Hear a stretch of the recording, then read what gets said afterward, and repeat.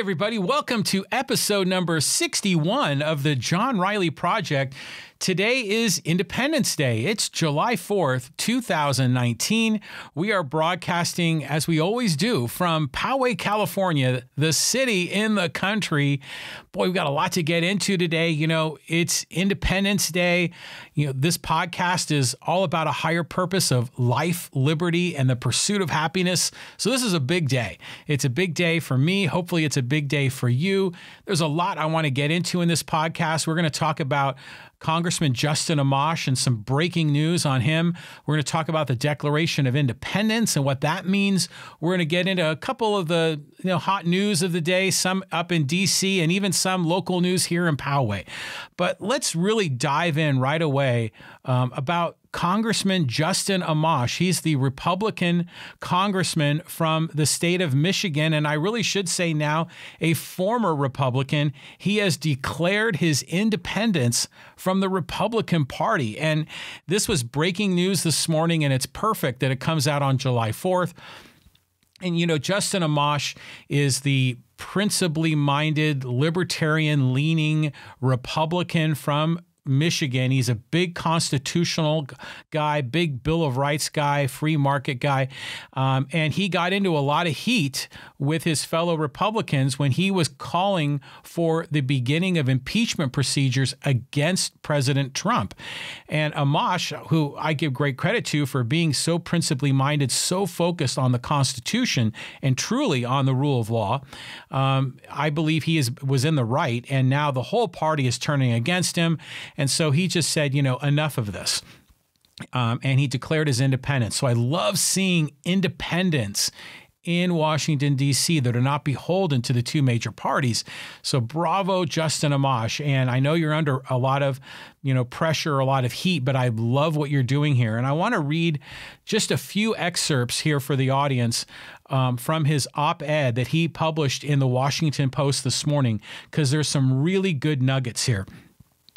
The first thing he said is, modern politics is trapped in a partisan death spiral, but there is an escape. And he's right, because right now we've got grudge mode Republicans against grudge mode Democrats, and they're facing off, and everything has become so highly partisan, so almost irrational, that you end up having a lot of these crazy policies coming out of Washington, such strong appeals to the extreme elements of each group, and just a lot of just reasonable approaches that are just being ignored or blown out of the water. Amash goes on to say, most Americans are not rigidly partisan and do not feel well represented by either of the two parties. In fact, the parties have become more partisan, in part because they are catering to fewer people, as Americans are rejecting party affiliation in record numbers. Bravo, Justin Amash. I'm with you there. I am independent. I am no party preference. I abandoned partisan politics long ago. I believe these two parties are not representative of most of America. In fact, there are more people registered to vote as independent or no party preference than there are people registered as Republicans, or as there are people registered as Democrats. So definitely the plurality of voters are not in any one of the two parties. And Amash is great.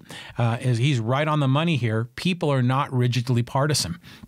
They can see, it's almost like, Michael Smerconish on CNN. He always enjoys that song from Stealers Wheels, clowns to the left of me, jokers to the right. Here I am stuck in the middle with you.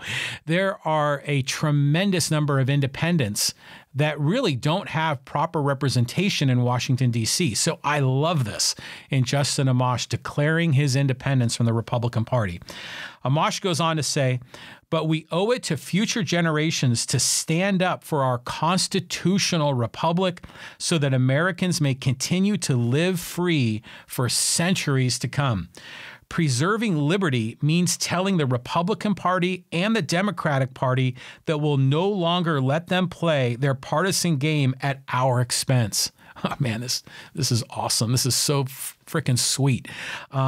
He is so right, because the whole concept of the Constitution is largely to keep the government at bay, to limit the power of the government so we can live freely. But what are we seeing? We're seeing the opposite of that, where government is becoming more and more powerful. And these two parties, Republicans and Democrats, are using it as a tool to manipulate society for their own benefit. So Amash goes on to say, these are consequences of a mindset among the political class that loyalty to party, that's huge. That's the whole Trump thing going on right there. That loyalty to party is more important than serving the American people or protecting our governing institutions. The parties value winning for its own sake and at whatever cost. Instead of acting as an independent branch of government and serving as a check on the executive branch, congressional leaders of both parties expect the House and Senate to act in obedience or opposition to the president and their colleagues on a partisan basis. So again, it's all about they draw firm lines. And if you're on team red or team blue, and if you deviate, you're purged. And we're seeing this with his call for the impeachment of President Trump. You know, the party is coming out against him. He's getting a tremendous amount of heat because he's not towing the line, because he's not declaring loyalty to a president he believes violates the principles of the Constitution. And of course, President Trump comes out, and this is his tweet this morning, and this is just so Trump, but it's just so ugly. Great news for the Republican Party, as one of the dumbest and most disloyal men in Congress is quitting the party. No collusion, no obstruction. Knew he couldn't get the nomination to run against in the great state of Michigan. Already be challenged for his seat, a total loser. Oh my God. So this is, again, I've talked about Trump. The thing that I hate about him is how he sees the world as a win-lose game. And, you know, it's all about him winning and his opponents losing and him crushing other people, where I want a president that wants to see a win-win outcome where we can cooperatively win together. But he's all about crushing his opponent, and he's demeaning Amash as disloyal, and he's calling him dumb, ad hominem attacks from the president, where, in my opinion, Amash is the most fiercely consistent follower of the Constitution than just about anybody in Congress. And apparently that's dumb. So again, I'm so pleased to see what Justin Amash is doing. He is showing huge bravery. You know, I talk about hashtag be braver. This is a massive move to be brave. I mean, so let me talk a little bit more about Justin Amash. He is my favorite congressman in D.C. Because he is just really sticks to his guns. He's bold, as he did when he declared that President Trump should be impeached as a Republican. He said that. He's extraordinarily principled. He sticks to what he believes is right. He sticks to the Constitution and the Bill of Rights, even if it gets him in trouble with his own party. And he's so amazingly transparent. He goes to social media and will explain his votes on why he voted one way or the other. And he always cites what's constitutional, what's not. What's the role of government, what's not. What's his role as a congressman and what is not. So he is not swayed by these emotions and swayed by this irrational partisanship. He sticks to what he took as his oath of office, was to defend the Constitution of the United States. So I give him huge credit for this. He's frequently been an outspoken critic, not just of his own party, but of the whole concept of a duopoly, of this Republican-Democrat, the two parties that just dominate the government and dominate the policies and the rhetoric and really a lot of what's happening in our society. And he calls them out for their malfeasance, for their unprincipled notions, for really the policies they put forward that violate individual liberty. Now, what's going to happen with him? I'm still hopeful that he's going to continue running and win his congressional seat in 2020. Now, he was elected in 2010 when that whole wave of Tea Party movement came forward. I mean, he was actually legitimately a guy calling for smaller government. But once he got into office, he actually helped found the Freedom Caucus in Washington, D.C., and it was all about reducing spending, reducing debt, restricting the power of government. That's what a Liberty Caucus is supposed to represent, right? And then, of course, once Trump was elected, it was filled with all these Trump supporters, and now the Liberty Caucus represents total violations of liberty. Amash has come out demanding that they stick to the Constitution. And since he called for the impeachment of the president, the party the Liberty Caucus censured him. He quit the Liberty Caucus, and now he's quitting the Republican Party. But he is walking the walk here. He is now really following through on what he's always said, that the two parties are a disgrace and they're damaging America and they're damaging the founding principles that this nation was founded upon: life, liberty, and the pursuit of happiness. So, it's people are going to frame this like President Trump said, well, yeah, he quit the Republican Party. Well, yeah, he did declare independence from the party, but he didn't really leave the party. The party left him. Remember when Republicans used to claim that they were fiscally conservative? Republicans used to claim they were for the free market. Republicans claimed they were for small government. Republicans would claim they were for the Constitution and the Bill of Rights. Republicans used to claim that they were non-interventionists. They were against starting up all these crazy wars around the world. Republicans used to claim that they were for economic freedom and for individual liberty. These were the principles of the Republican Party. Amash still stands for those things, but the Republican Party has gone off the deep end. So who's quitting who? So I think, Amash, you're doing a great thing for America. I also think that one of the things that makes Amash special is that he is so consistent. Now, I've talked about Bernie Sanders. I'm not a fan of Bernie Sanders' policies, but I respect him because he is so consistent to his principles. And I think Amash very much the same way. And it takes a great degree of bravery to stick to your principles even when you know the political winds are blowing against you. But he still does it, and I applaud him for that. So how's this going to play out in his district? Is he going to have trouble winning? Now a fourth person has entered the race, a fourth Republican, to challenge Amash.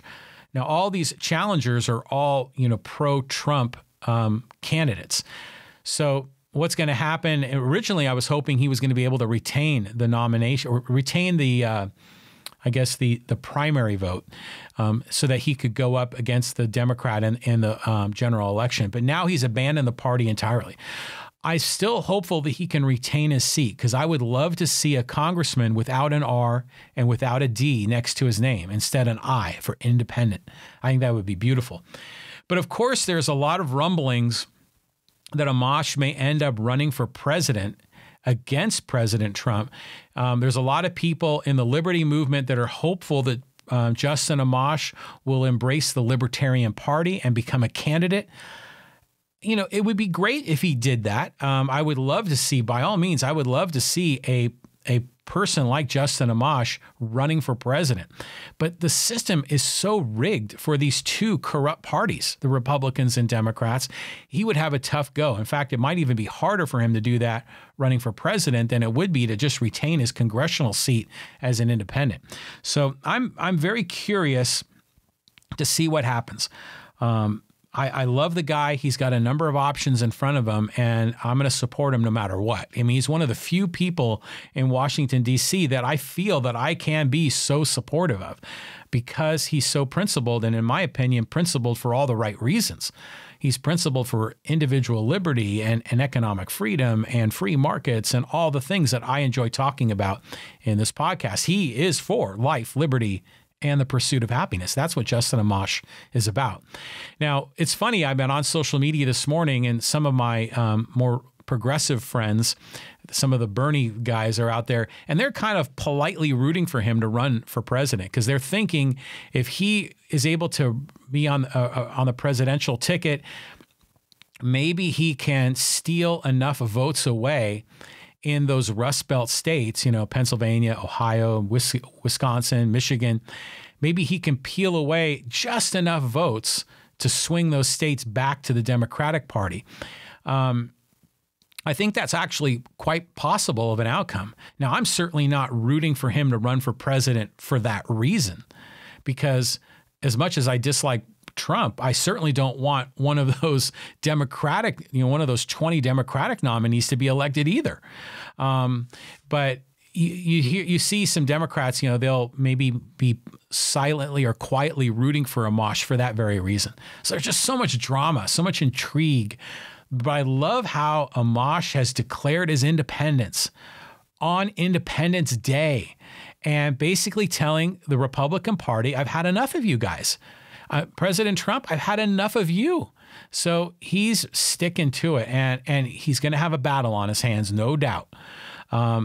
He won't have the luxury of having that large party apparatus behind him if he runs for his congressional seat.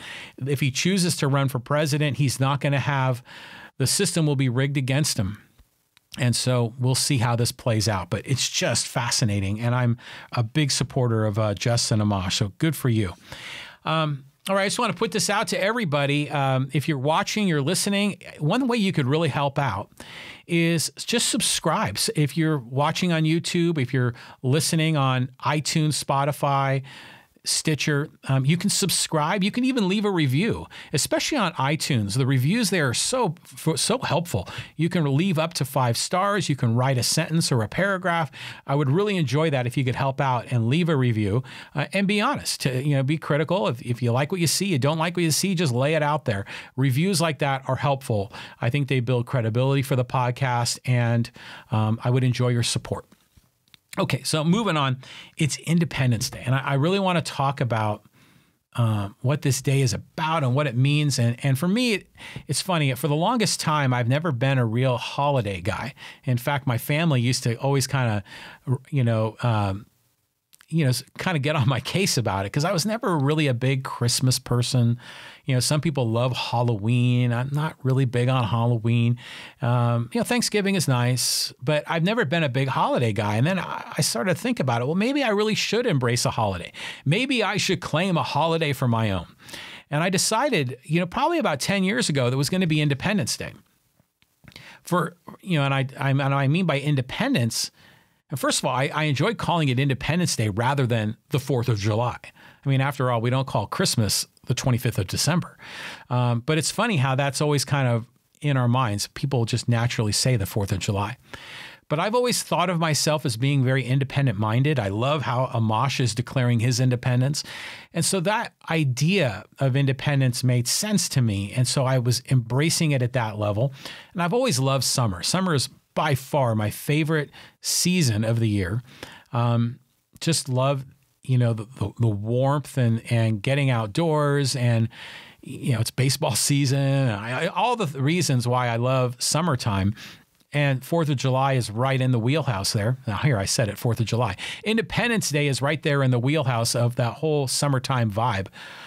But, really, as I've been exploring on a deeper level, philosophical issues, political issues, this whole idea of life, liberty, and the pursuit of happiness just really means so much to me. And I think the Declaration of Independence, if you think about it, is just an amazing document in world history.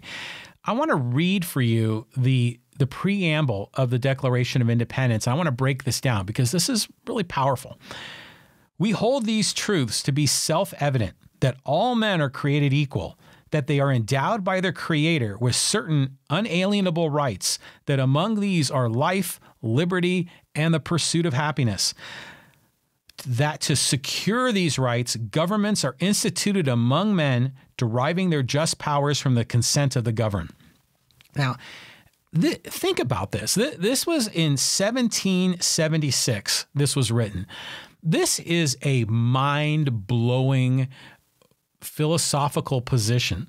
It is an incredible moral foundation for the beginning of a country. I mean, back then, nations were ruled by kings and by despots and dictators, and this was a nation that was being built for the people, and that people had rights, which is just incredible. I mean, it sounds, and we take it for granted to a degree today in 2019, but roll the clock back to 1776, this is like a big collective sort of FU to the rest of Europe and of European rule and King George and all of this tyranny.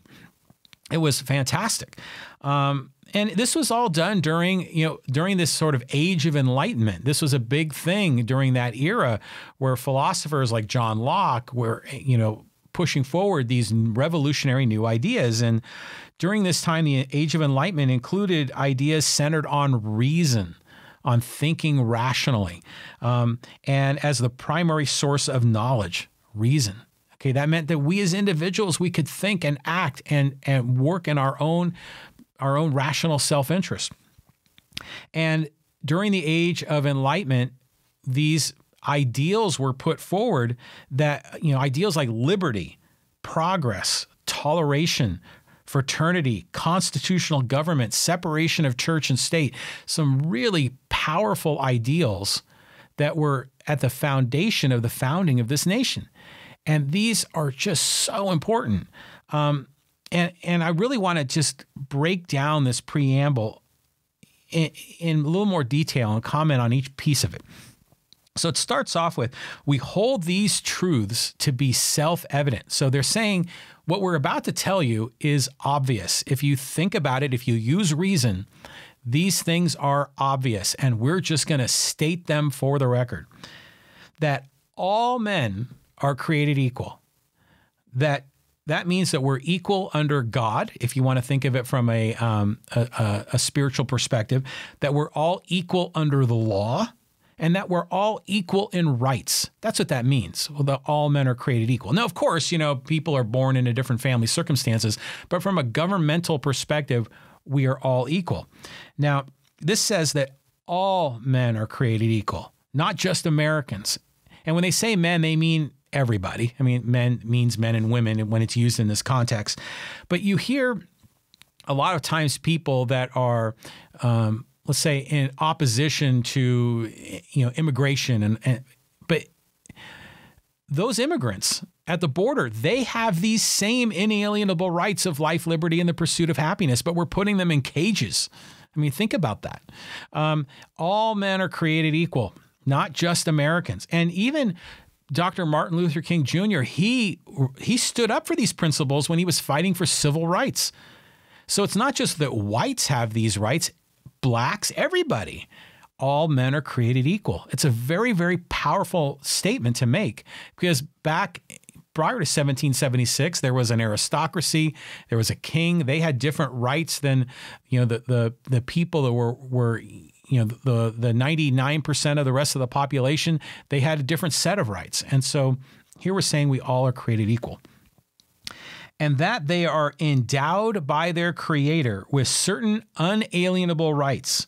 So unalienable rights. First of all, unalienable means they can't be taken away. And some people say these are rights that come from God. That's one way to look at it. Another way to look at it is that they're natural rights. And you'll see that term used that, when we're born, we have the right to speak and to move, and we don't necessarily have to ask permission to do that. It's inbred in us. As humans, we have those rights. We have the right to think, the rights to move, the rights to speak. And I think it's also important to say that because these rights don't come from the government. They're naturally built into us. That, again, another mind-blowing concept, because back, in the day, even today, people think that the government gives you the right. No, you are born with these rights. Only thing the government can do is either protect them or take them away. And we're seeing a little bit of both today in society, or maybe a lot of both. And then so that they are endowed by the Creator with certain unalienable rights, that among these are, okay, that doesn't say these are the only rights, but these are some of them, and these are the more important ones. And they are life. Okay, life, liberty, and the pursuit of happiness. So when it says you have an unalienable right to life, what does that mean? Well, it means that you own your life. You are not the property of a king or anyone else. Your life is your own to live according to your own values. You own your life. That's what that means. Now, let's also be real here. In 1776, there was slavery. Obviously, slavery, a complete violation of these rights. We understand the context of history, and there was the battle between the North and the South on these rights. There were many abolitionists, even during the time of the Declaration of Independence, that didn't want slavery to exist in America because they violated these rights, and political compromises were made. And we can judge those as positive or negative. But what the point I'm trying to make here is that the founders on these notes, life, liberty, and pursuit of happiness, they got it right. They got the right ideals, the right moral framework for this nation. The implementation of those ideas has been a struggle.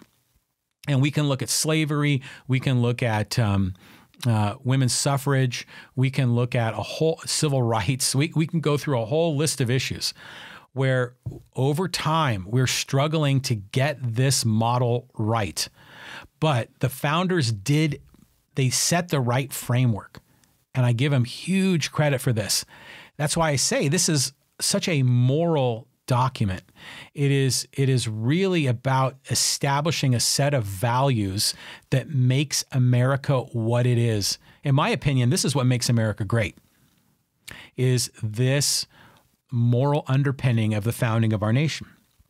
So life, liberty, and pursuit of happiness. We have an unalienable right to liberty. So what does that mean? It means that you're free to choose for yourself. Because you own your own life, you can make decisions about your own self. You should be free from coercion from other people, not just the government, but from also other individuals. That's why you shouldn't be a victim of murder or assault or rape. But at the same time, the government shouldn't be oppressing you. Now, remember, this is during the time when government was ruled by kings. Like at that time, it was King George, right? And there was tremendous tyranny, tremendous oppression of the colonists. And they're saying, the heck with that. You have liberty to live your life as you wish. You have the liberty just to be left alone without being manipulated by all of these powerful forces that are trying to coerce you, whether they be in the public sphere or in the private sphere. And you have an inalienable right to the pursuit of your own happiness. Now, it doesn't say that you have a right to happiness, because that would be just impossible. But it says you have a right to pursue your own happiness. That means that you have a right to make your life everything you want it to be. You have a right to go out there and flourish and to really go out there and make it happen. Doesn't mean you're going to be successful. You look at all of our lives, we're all in our own ways pursuing our own happiness. But life is a struggle, life is a challenge, and we work our way through that. But imagine if we didn't have the right to do that.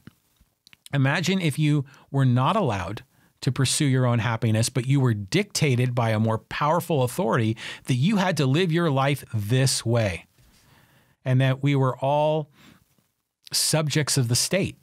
The founders are saying, like I said, they're saying F you to that concept. They're saying that you have the right to your own life. You have the right to your liberty and the ability to pursue your own happiness. And this is just so beautiful. And then it goes on in the preamble that to secure these rights, governments are instituted among men, deriving their just powers from the consent of the government, or consent of the governed, excuse me. So what this means is that government's role is to secure individual rights. That's why government exists, from a police perspective, to protect us against murder and rape. And if those kinds of violations of individual rights occur, then that's the role of government to prosecute those people, which makes sense, right? But it's saying also that it's the primary goal of government is to secure those individual rights. Some people think that should be its only role of government, is to secure those individual rights. And I personally happen to be in that camp. And that's what Justin Amash preaches as well. And he said this in his op-ed today in the Washington Post. He said, growing up, I thought a lot about the brilliance of America. Our country's founders established a constitutional republic uniquely dedicated to securing the rights of the people. I mean, this is a really, really big deal. But if you pay attention and you look around, our rights, our individual rights of life, liberty, and the pursuit of happiness are really under threat. And they're under threat from both parties and their coercive policies they're putting forward. I commented on the Democratic debates in my previous podcast, how a lot of those candidates want the president to act without Congress. I mean, Kamala Harris talked about that. If Congress doesn't act on my policies, then I'm going to do it myself using executive power. And again, that's a violation of the Constitution, a violation of three co-equal branches of government, a violation of checks and balances. You see that from the Democrats. You see a lot of these policies from Democrats that want to violate your liberty, that want to coerce you into these systems, like Medicare for All, for example. Medicare for All means the government has a monopoly on the healthcare insurance industry. Now, say what you will about our existing healthcare system, in many ways is a big, big problem. But if you're telling people you have to buy healthcare insurance from the government and you're not allowed to buy from anybody else, and a lot of these presidential candidates from the Democratic side are proposing that, then how is that consistent with liberty if you're forced to buy? And then on the other side, from the Republicans, now you're seeing there, travel bans. You're not allowed to enter this country. You're seeing, again, I cited the concentration camps at the border. How is that, separation of families, locking children up, locking people up in these concentration camps, not giving them due process, habeas corpus rights? How is that consistent with having a right to their own life, having a right to liberty, and having a right to pursue their own happiness? I mean, I talk about my own ancestors, and I've been doing my own research on family history and Ancestry.com, which, by the way, I'm loving that. Great project. But my ancestors came to America to pursue their own happiness. They came here poor. They came here uneducated. But they were welcomed here. Give us your poor and huddled masses. But we used to, as a nation, in many ways, stand up for these rights. Now, granted, again, I've talked about it. In other ways, historically, we violated those rights with, especially amongst blacks and the Chinese. When they were here, they were oppressed. So there has been a lot of inconsistency, but the idea is right. The idea that we have a right to our own life is right. But we're seeing these rights under attack by both the Republicans and the Democrats. And that's why it's so awesome that Justin Amash is saying, screw you guys. I'm going to be independent. And I love that. I absolutely just love that. So there, I talk about this podcast as my framework is life, liberty, and the pursuit of happiness, right? That's the higher purpose. And I like that because it gives me the flexibility to do a lot of different things. Sometimes I'm talking about liberty like I am right now on Independence Day when the United States declared themselves free from the coercion of King George. Beautiful moment, not just in American history, but in the history of humankind. 1776, just a remarkable time in history. I mean, think about it. I'm on a little bit of a tangent here, but for the whole course of humankind, prior to 1776, the vast majority of people were poor.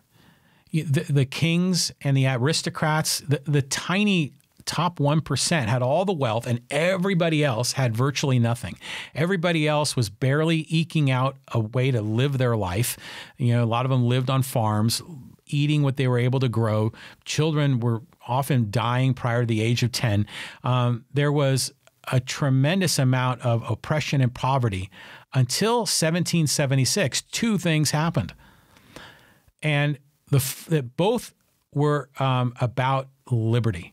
The first thing that happened, of course, was the Declaration of Independence, the founding of America, the embracement of liberty, although imperfect and has been getting better. in some ways. And the other thing that happened in 1776 was the publishing of A Wealth of Nations by Adam Smith, which largely spoke to free markets. And what happened since 1776, we have seen a rise in the standard of living of humans all around the world. We are seeing the most dramatic decline in extreme poverty around the world. We're seeing wealth rise for some more than others, but overall wealth rising dramatically. And it started in 1776 when people were allowed to live freely.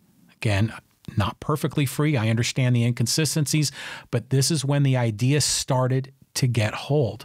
And then that's when we saw the rise of the United States.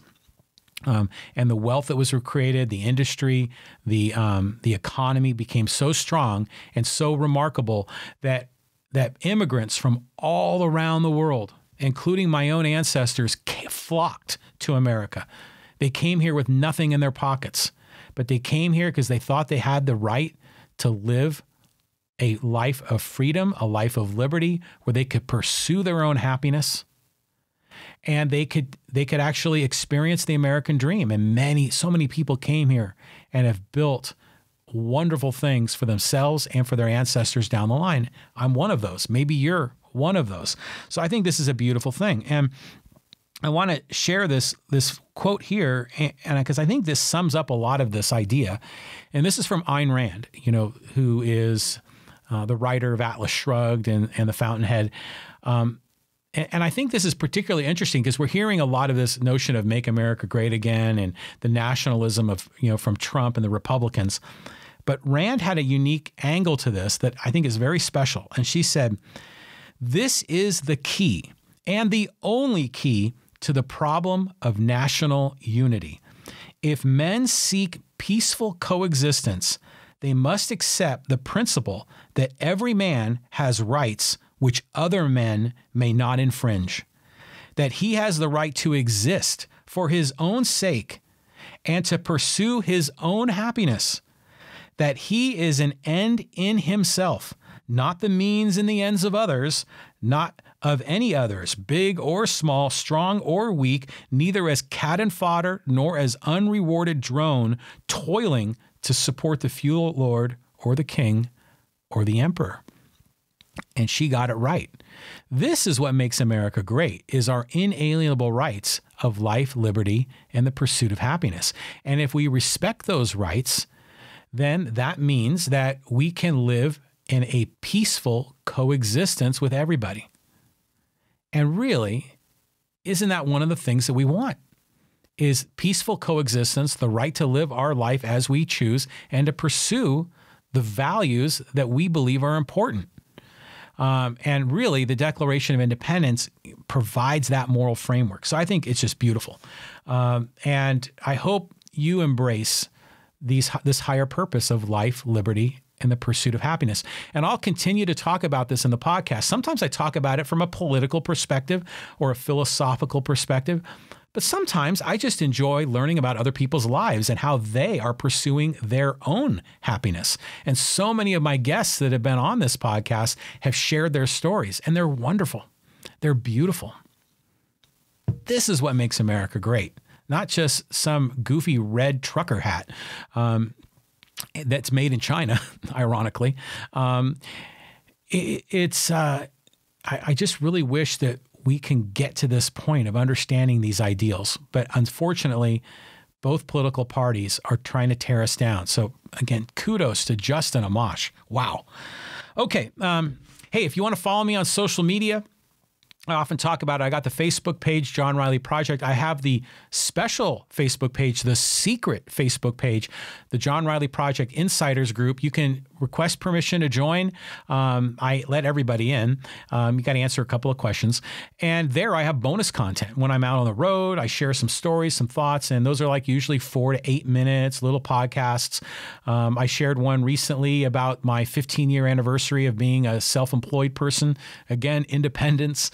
And I encourage you to join me there. And we have some more in-depth conversation with some of the fans of this podcast. And I love the discussion. I love the conversation. And even if you agree with me, disagree with me, I love the respectful interchange. And we have that there. So please join us. And of course, you can always follow me on Twitter. My handle is John Riley Poway. I'm often tweeting there about sports and politics and a whole bunch of other things. And then on Instagram, I'm trying to get more into Instagram. I got to start doing Instagram stories. That's my next frontier. But you can follow me there as well. Okay, the good, the bad, and the ugly.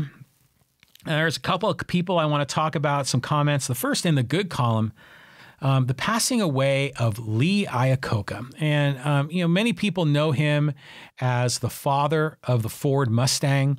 Many people know him as the CEO of Chrysler.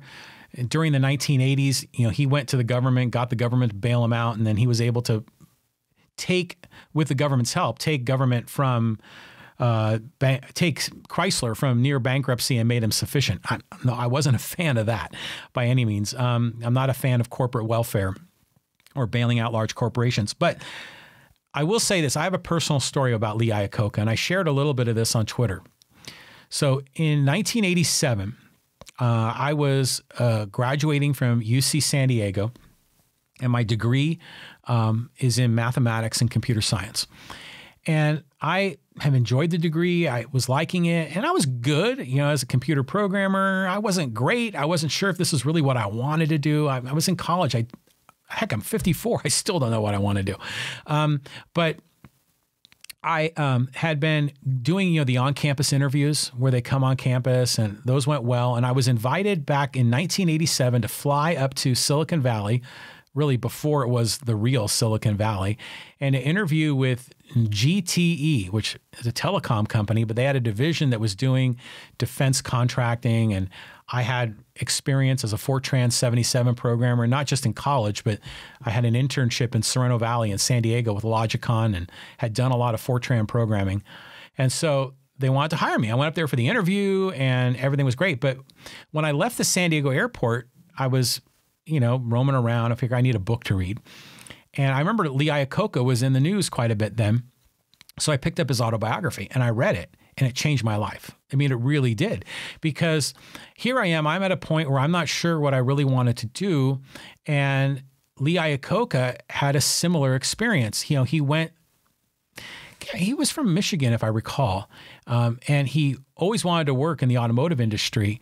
And I can't remember what his undergraduate degree was, but he went up and got a master's degree from Lehigh University, and I think it was in engineering. I'm not sure what discipline of engineering. And then he went to work at Ford, and he was spending a great deal of his energy designing a little spring that went inside a carburetor of one of the Ford vehicles.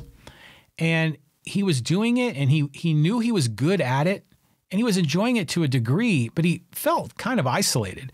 Here he is, an engineer, and he was working on this teeny tiny little piece of a larger car. And meanwhile, he was checking the news of a lot of his, the news of his company and what was going on. And he noticed that a lot of the people that were in senior management had largely come up either through finance or through sales. And here he was in engineering, and he had aspired to be a leader in the corporate world.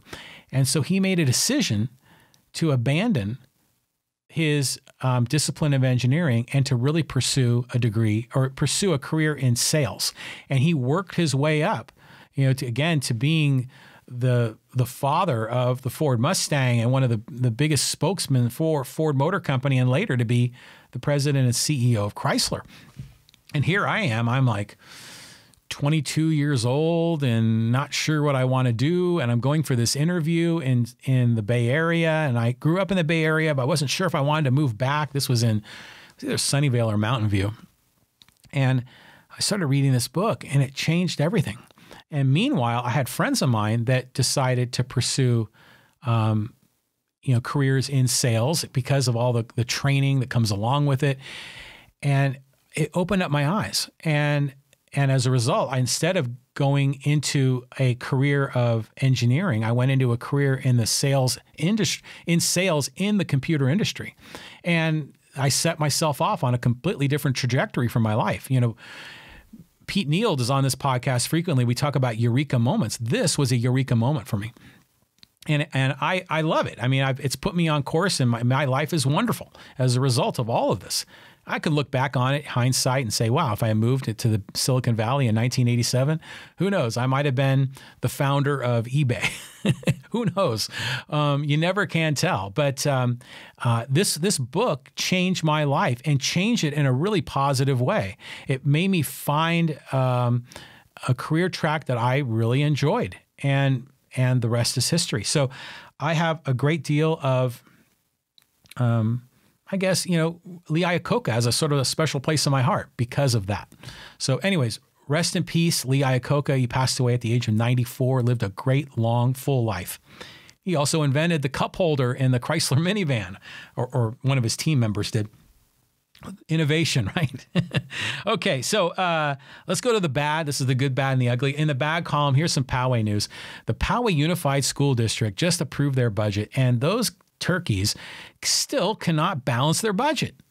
They had been depleting their reserves. They were facing, I think it was a $11 million deficit, and they worked it down to only, I think, a $5 million deficit. And I'm thinking, this is a fantastic economy. Revenues into the state of California should be strong. Why are you operating in a deficit?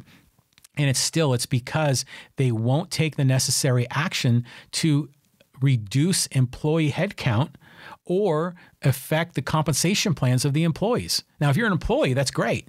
But if you're a taxpayer, we're seeing dwindling reserves. We're seeing continued deficits. There's still a structural deficit at the Poway Unified School District. There is an overall deficit, even in a strong economy, and they cut no positions, because the school board gets the endorsements from the unions, and they pay back the unions by protecting their jobs and protecting their compensation plan, and they don't protect the interest of taxpayers. Next year's budget is forecast to have an $18 million budget deficit. Are they going to be able to correct that one? What happens when our economy goes into a recession, as many believe that it will? The reserves have been depleted to only 10% of their operating budget. That's all they've got in the bank. And revenues are going to sharply decline if a recession comes in place. So the school board, in my opinion, is not acting in the best interest of taxpayers. I'm very, very disappointed. So that news just came out recently. Another one in the bad column is Frederica Wilson, and she is a Democrat congressperson from the state of Florida. She just made some outrageous comments that really go against the notion of life, liberty, and the pursuit of happiness. So she, like many other, especially Democratic congresspeople are going to these concentration camps on the border and witnessing the horror firsthand.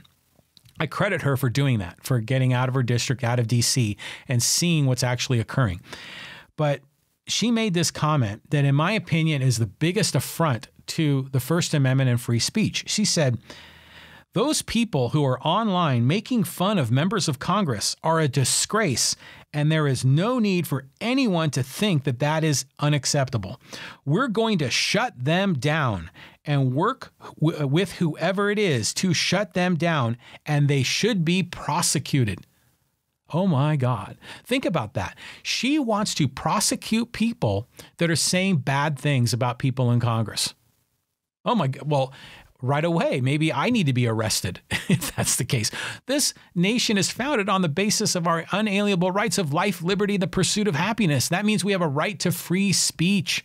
The whole point of free speech is to say things that are not popular and not be thrown in jail. The whole point of free speech is to be able to say things that are critical of our leaders and not be thrown in jail. That's what happened in Nazi Germany. That's what happened with people. You go back across history, when protesters spoke out against the government, they were thrown in jail or they were shot and killed. We don't need to go back to that.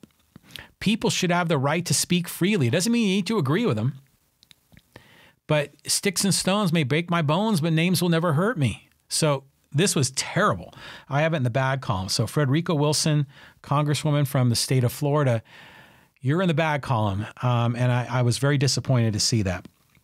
And then in the ugly, well, who else could it be but President Trump and his Independence Day parade, the 4th of July parade in Washington, D.C. You know, I understand the whole idea of celebrating America and our birthday. That makes sense. But we're talking about bringing in military equipment, military personnel. This is what, you know, the communist leaders did. This is what, you know, Kim does in North Korea. This is what these despots do in parading around their military. And now suddenly America is starting to do that.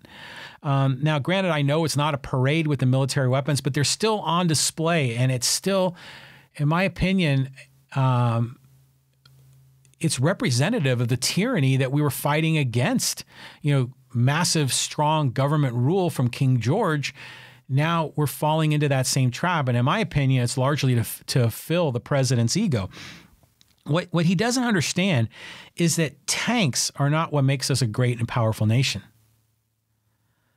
What we do, what we as individuals do, that's what makes us great. What our parents did, what our grandparents did, what our ancestors did that came from all over the world to the United States, what immigrants did, that's what makes America great. Not these tanks. Those tanks are a representation of, they're a tool of destruction. They're not a tool of lifting people up. They're a tool of tearing people down. They're a tool of threats. And to me, this is awful. So someone shared this on social media, but I thought this was terrific. And they said, to anyone that says it can't happen here, now we have concentration camps, military parades, a state propaganda network, and there are multiples of those. Women's health is criminalized. The rule of law is suspended. Courts are stacked with extremists. Nepotism on the international stage. Oh my God, we saw diplomat Barbie, Ivanka Trump, trying to engage with world leaders. I mean, it's just disgraceful. The media attacked as the enemies of the people, when we should be calling for a free and open press. Now the government is attacking the media. We're seeing so much of a violation of the founding values and principles that I've commented on throughout this podcast that really what make America great. And instead we're seeing, my goodness, I mean, rule of law suspended. I mean, the president has done enough to be brought forward for impeachment. He has met those qualifications per the Mueller report. And when people speak out for that, they are ostracized and they are booted for their disloyalty. And that's what we're seeing with Justin Amash, which is awful. So what we're seeing, this parade in many ways is supposed to be a celebration of America's birthday. But if you look at it from a different lens, you're going to see that in many ways it's a violation of our individual rights of life, liberty, and the pursuit of happiness. And that's clearly in the ugly column. Okay, so I'm getting near the end. If you're enjoying this podcast, what can you do? If you want to support it, what are the things that you can do? Well, first of all, this is episode 61. You can listen to or watch any of these podcast episodes, but share them with a friend. I post these on my Facebook page, the John Riley Project. You can share them. You can comment and forward them to other people. Or if you just happen to be talking to a friend, you're at a dinner party, maybe you're at a barbecue today on the 4th of July and you start talking about issues. Hey, there's a guy in Poway. His name's John Riley. He's got this podcast, the John Riley Project. You should check it out. It's about life, liberty, and the pursuit of happiness. So please share this with a friend. I'd really appreciate that. And if you're going to share with a friend, it'd be fun. Pick maybe 2 friends that you think would be receptive to this message, but pick someone that you know wouldn't be receptive and see what they might think. You might be able to open up some eyes or at least create some interesting dialogue.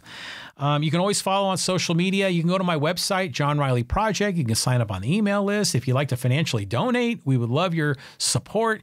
If you're a business and you'd like to be a sponsor, there's a way that you can get involved there, and that's all at the website, johnrileyproject.com.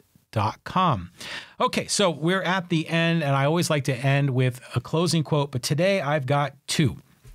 And 2, one from my favorite congressman in Washington, D.C., Justin Amash, and another one from a person that I respect greatly, who's Ron Paul.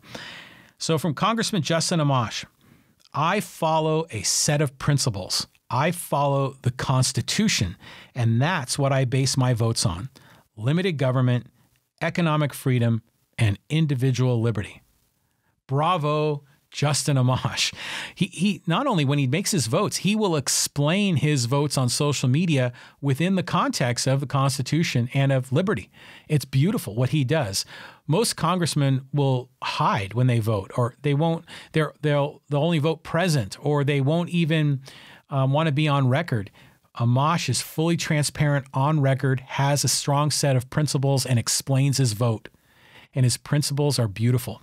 They're about individual liberty, economic freedom, the Constitution, and the Bill of Rights. So I love this guy. All right. And then from Ron Paul, and this is a beautiful one for today as well. Ron Paul, of course, the former presidential candidate and also a former congressman from the state of Texas. As we gather with family and friends to celebrate the July 4th holiday, we should remember that we are not celebrating the state, but rather commemorating an act of secession from an oppressive government. Bravo, Ron Paul. Love that guy.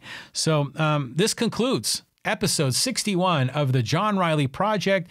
It's July 4th, 2019. It's Independence Day. I wish you all well, and I wish you a great holiday that you are able to share with your friends and family. And I'm out of here, going to go catch my son's baseball game and make it a great day. See you later, folks. Bye-bye.